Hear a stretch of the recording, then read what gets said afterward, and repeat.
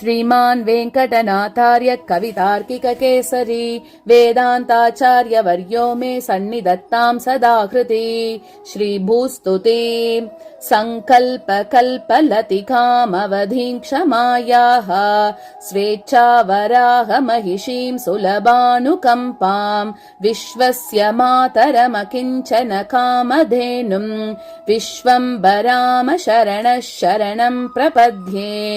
सङ्कल्पकल्पलतिकामवधिं क्षमायाः स्वेच्छावराहमहिषीं सुलभानुकम्पां विश्वस्य मातरमकिञ्चन कामधेनुं विश्वम्भराम शरणः शरणं प्रपद्ये। त्वां व्याहृतिः प्रथमतः प्रणवः प्रियं ते संवेदयत्यखिलमन्त्रगणस्तमेव इत्थं प्रतीत विभवामितरेष्विदानीं स्तोतुं यथा वदवनेक इवार्हति त्वां नित्यं हिताहितविपर्ययबद्धभावे त्वत्वीक्षणैकविनिवर्त्य बहुव्यपाये मुग्धाक्षरैरखिल धारिणि मोदमानां मातस्तनन्दयदियं मयि वर्तयेताः। सङ्कल्पकिङ्करचराचर चक्रवालं सर्वातिशायिनमनन्तशयस्य पुंसः भूमानमात्मविभवैः पुनरुत्थयन्ति वाचामभूमिरपि भूमिरसि त्वमेका। वेदस्तृणावधिविहारपरिच्छदं ते विश्वं चराचरतया व्यधिविद्यमानम् अम्ब त्वदाश्रिततया परिपोषयन्ति विश्वम्भरस्य दयितासि तदेकनामा। सर्वं सहेत्यवनिरित्यचलेति मातः विश्वम्भरेति विपुलेति वसुन्धरेति अन्यानि चान्यविमुखान्यभिधानवृत्त्या नामान्यमूनि कथयन्ति तवानुभावम्। तापान् क्षिपन् प्रसविता सुमनोगणानां प्रच्छाय शीतलतलः प्रदिशन् फलानि त्वत्सङ्गमाद्भवति माधविलब्धपोषः शाकाशतैरधिगतो हरिचन्दनोऽसौ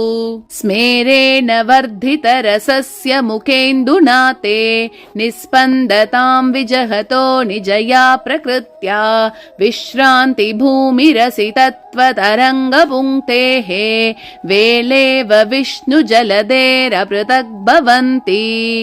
स्वाभाविके वसुमतिश्रुतिभिर्विभाव्ये पत्युर्महिम्नि भवतीं प्रतिपन्नवासां शङ्के विमानवहनप्रतिमासमानाः स्तम्भेरमप्रभृदयोऽपि वहन्ति सत्त्वाः सम्भावयन्मधुरिपुः प्रणयानुरोधात् वक्षस्थलेन वरुणालय राजकन्यां विश्वम्भरे बहुमुखप्रतिपन्नभोगः शेषात्मना तु भवतीं शिरसा दधाति क्रीडावराहदयिते कृतिनक्षितीन्द्राः सङ्क्रन्दनस्तदितरेऽपि दिशामदीशाः आमोदयन्ति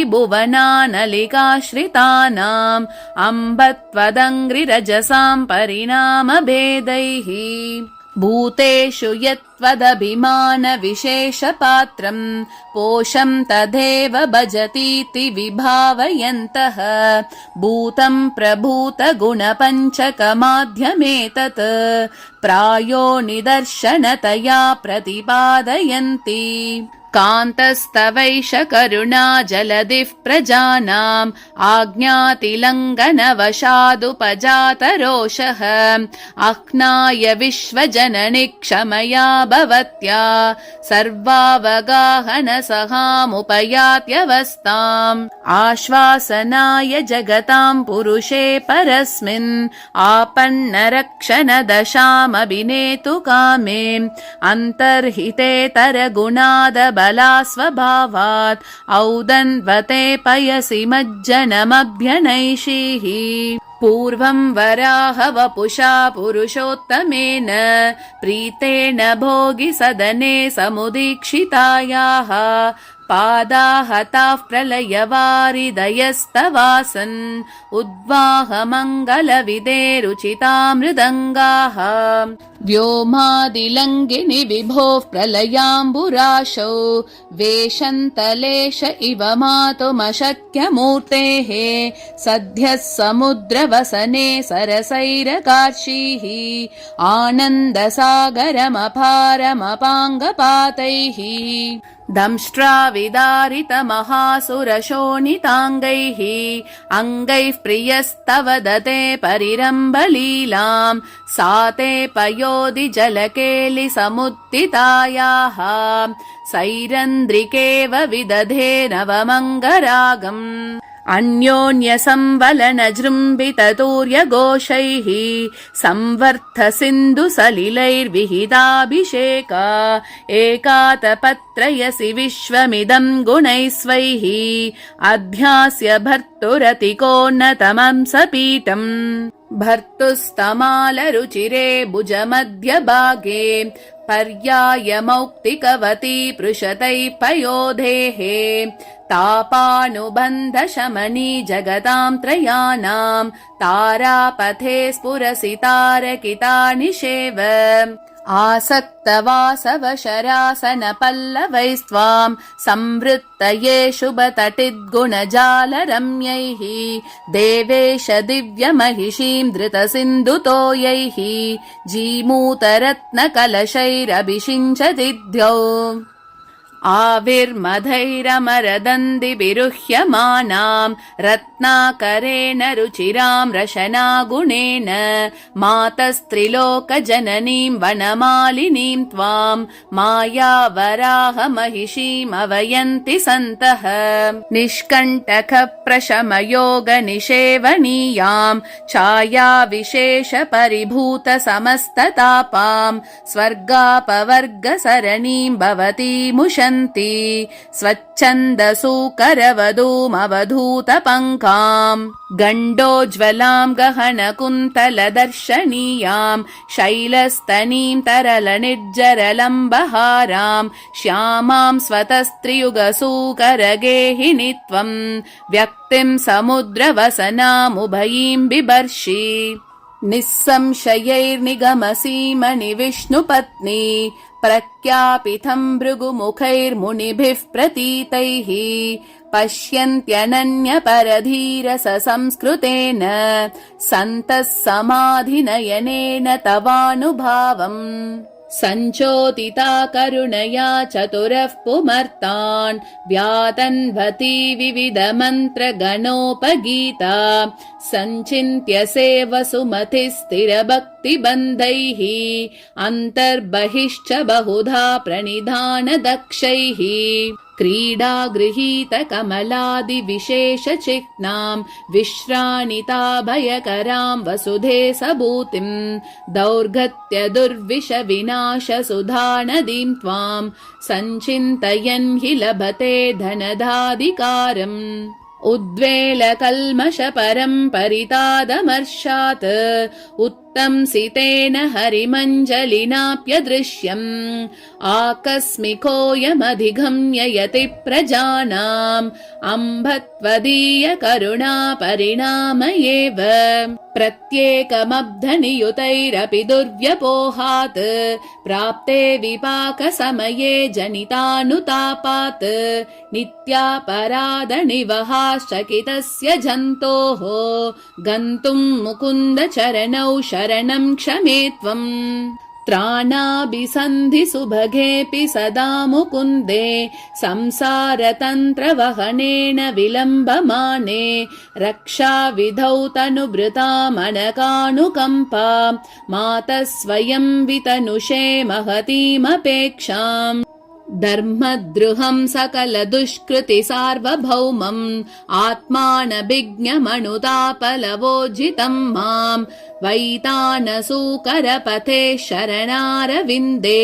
सर्वं सहेननु समर्पयितुं क्षमा त्वम् तापत्रयीं निरवधिं भवती दयार्द्राः संसारघर्मजनितां सपदि क्षिपन्तः मातर्भजन्तु मधुरामृतवर्षमैत्रीं मायावराहदयिते मयिते कटाक्षाः पत्युर्दक्षिणपाणिपङ्कजपुटे विन्यस्तपादाम्बुजा वामं पन्नगसार्वभौमसदृशं पर्यङ्कयन्ती भुजम्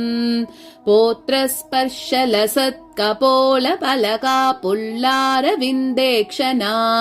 सा मे पुष्यतु मङ्गलान्यनुदिनं सर्वाणि सर्वं सह पत्युर्दक्षिणपाणिपङ्कजपुटे विन्यस्तपादाम्बुजा वामं पन्नगसार्वभौमसदृशं पर्यङ्कयन्ती भुजम् पोत्रस्पर्शलसत्कपोलपलका पुल्लारविन्देक्षणा सा मे पुष्यतु मङ्गलान्यनुदिनं सर्वाणि सर्वं सह अस्येषा न जगत इति या श्रूयते विष्णुपत्नी तस्या स्तोत्रं विरचितमिदं वेङ्कटेशेन भक्त्या श्रद्धा भक्ति प्रचय गुरुणा चेतसा संस्तुवानः यद्यत् काम्यं सपदि लभते तत्र तत्र प्रतिष्ठाम् अस्येषा न जगत इति या श्रूयते विष्णुपत्नी तस्या स्तोत्रं विरचितमिदं वेङ्कटेशेन भक्त्या श्रद्धा भक्ति प्रचय गुरुणा चेतसा संस्तुवानः यद्यत् काम्यं सपदि लभते तत्र तत्र प्रतिष्ठाम् कवितार्किकसिंहाय कल्याणगुणशालिने श्रीमते वेङ्कटेशाय वेदान्तगुरवे नमः श्रीमते निगमान्तमहादेशिकाय नमः।